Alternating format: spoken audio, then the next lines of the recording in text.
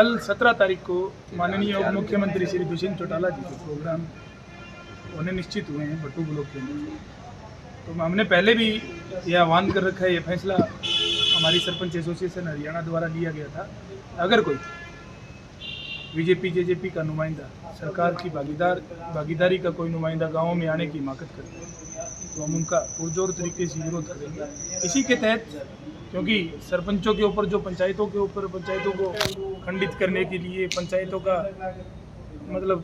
को ख़त्म करने के लिए जो एक काले कानून लेके आए थे, पंचायतों के ऊपर थोपने का काम किया था, तो उसी चलते सरपंच एसोसिएशन इनका शुरू से विरोध कर रही है। आपके सामने पीछे बट्टू ब्लॉक में माननीय पंचायत मंत्री देवेंद्र बबली जी का प्रोग्राम था, उनका भी विरोध किया गया।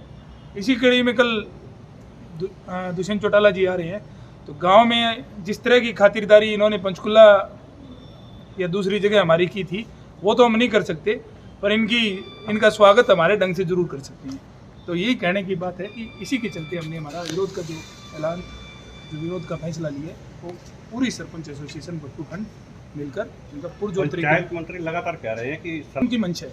देखिए, अगर अभी हम लगातार सरपंच बीडीपीओ साहब से मिल रहे हैं, सीओ साहब से मिल रहे हैं। इन्होंने 17/4 को एक नोटिफिकेशन निकाला पंचायतों के लिए, उसके अंदर एजेंसियां निर्धारित करनी थी, उसी एजेंसी से पंचायतें सामान खरीदेगी। 17/4 से अभी तक इन्होंने कोई भी एजेंसियां निर्धारित नहीं की है, कोई चीज़ें निर्धारित नहीं की है।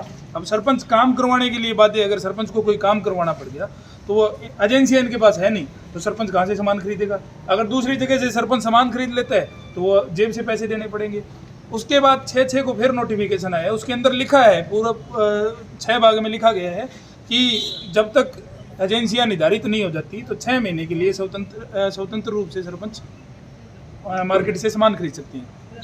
पूछा गया तो उन्होंने कहा ये ऐसा कुछ नहीं हुआ है, अभी तक कोई नोटिफिकेशन हमारे पास नहीं आया। बाकी हालांकि वो सार्वजनिक है, मैं आपको अभी दे भी दूंगा, वो मेरे पास PDF फाइल है उसकी, वो भी दे भी दूंगा।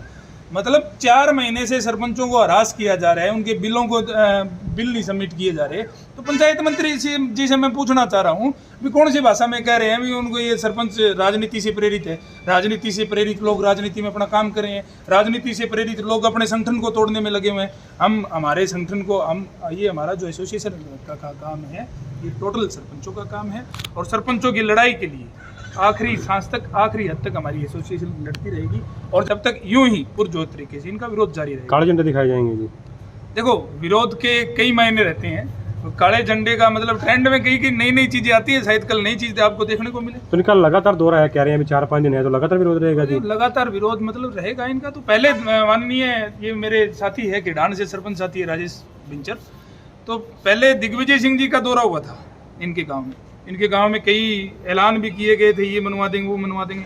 मेरे ख्याल धरातल पे एक ईंट, जो एक बजरी कहते हैं उसको, वो लगाने का काम नहीं किया गया। ये तो वो बात है ना, हमारे बागड़ी में कहावत है, बोले दादी से एक माचा मांगने के लिए, दादी तो ये कह रही है मैं तो खुद चौकीदार वाले माचे पे सो के रात काट रही हूँ, तो ये तो दादी से माचा मांगने के लिए जा रहे हैं। इनको हरियाणा के जो प्रभारी है जो बीजेपी के, वो इनको कह रहे हैं अभी, मतलब अलग थलग बयान दिए जा रहे हैं, अलग बयान दिए जा रहे हैं। तो मतलब इनका वजूद मुझे नहीं लगता बीजेपी और जेजेपी का कहीं भी वजूद है। माननीय मुख्यमंत्री द्वारा जनसंवाद किए जा रहे हैं, उसके अंदर जिस तरह से विरोध का सामना उनको झेलना पड़ रहा है, कोई सरपंच नहीं जा रहा, अगर कोई जा रहा है तो उसको मतलब बेइज्जत किया जा रहा है। दूसरा, जो कोई लोग समस्या लेके जा रहे हैं, एक बूढ़ी औरत जो समस्या लेके गई थी, उसको कहा गया माई तू दूसरों की सिखाई गई है। हालांकि उसका था जो चिट्टे से के प्रकोप से मरा था, उसको सुनने की बजाय उसको धमकाने का काम किया। कोई आदमी अपनी जो मतलब राय देना चाह रहा था, सलाह मशवरा देना चाह रहा था, उसको कहा जा रहा है भी आप इसको बाहर उठा के बाहर ले जाओ, इसको पीटो।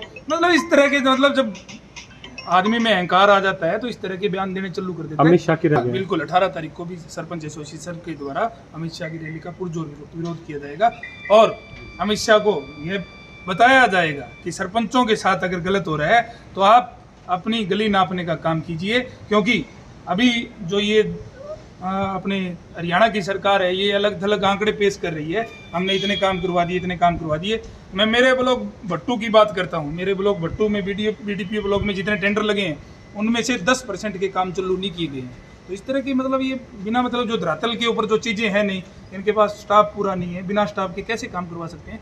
तो ये मतलब माननीय पंचायत मंत्री की क्या मंशा है, किस सोच समझ से वो बयान देते हैं, कभी सरपंचों को चोर बताते हैं, कभी मतलब किसी प्रशासन का अधिकारी है जो एक गेस्टेड ऑफिसर है उसको हरामजादा बोलने का काम करते हैं। मतलब मुझे ये नहीं लगता ये पब्लिक डोमेन में शोभा देने वाली बात है, क्योंकि एक अफसर है वो बहुत सी क्वालिफिकेशन के साथ बहुत से पेपर पास करने के बाद उस ओहदे पे पहुंचता है, और उस ओहदे पे पहुंचने के बाद उसको हरामजादा कहा जाता है। ठीक है, काम गलत कर रहा है तो उसकी इंक्वायरी करवाई जाए, उसके ऊपर एक्शन लिया जाए।